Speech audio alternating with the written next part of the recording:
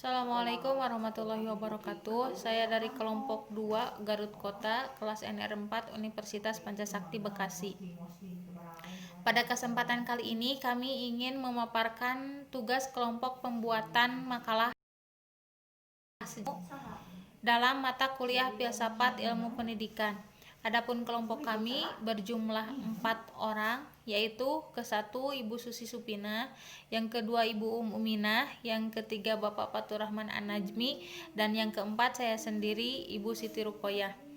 Berbicara tentang sejarah filsafat ilmu tentu tidak lepas dari filsafat Yunani kuno dan alirannya. Orang Yunani sendiri yang pertama kali diberi gelar filsuf adalah Thales dari Mileta. Akan tetapi filsuf Yunani yang terbesar adalah Socrates, Plato, dan Aristoteles.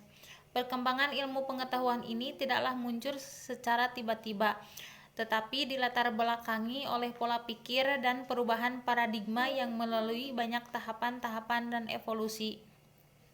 Dengan paradigma ini, ilmu pengetahuan berkembang sangat cepat karena menjawab persoalan dengan rasio dan meninggalkan kepercayaan terhadap tahayul dan mitologi. Perioderisasi sejarah ilmu pengetahuan berkembang menjadi 4 periode. Yang pertama adalah zaman Yunani kuno. Zaman ini identik sekali dengan filsafat karena pada zaman ini merupakan entry point untuk memasuki peradaban baru umat manusia. Yang kedua adalah zaman Islam, di mana pada zaman ini ilmu sangat dihargai dan ini terlihat saat kemunculan agama Islam itu sendiri yang dibawa oleh Nabi Muhammad SAW. Yang ketiga adalah zaman Renaissance. Pada zaman ini otoritas Aristoteles tersisihkan oleh metode dan pandangan baru terhadap alam yang disebut Copernic Revolution, yang dipelopori oleh sekelompok saintis yang mengadakan pengamatan ilmiah secara eksperimen dan serta atas dasar yang kuat. Yang keempat adalah zaman kontemporer. Pada zaman ini ditandai dengan pemikiran filsafat yang sangat beragam.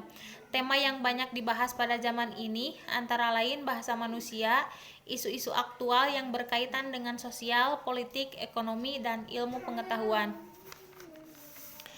Adapun tujuan dan fungsi filsafat itu sendiri antara lain agar kita lebih memanusiakan diri, mempertahankan sifat objektif, melatih untuk berpandangan lebih luas, tidak arogan, kritis terhadap ilmu, dan lain sebagainya.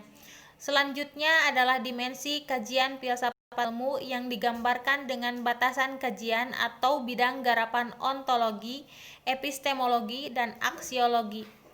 Ontologi adalah ilmu yang membahas tentang hakikat yang ada berbentuk jasmani ataupun rohani. Adapun pembahasan ontologi yaitu monoisme yang beranggapan bahwa kenyataan itu satu, materialisme yang beranggapan bahwa sumber asal itu materi, pluralisme yang beranggapan bahwa segenap macam bentuk adalah kenyataan, dan nihilisme. Selanjutnya adalah epistemologi, yaitu cabang filsafat yang mempelajari asal mula.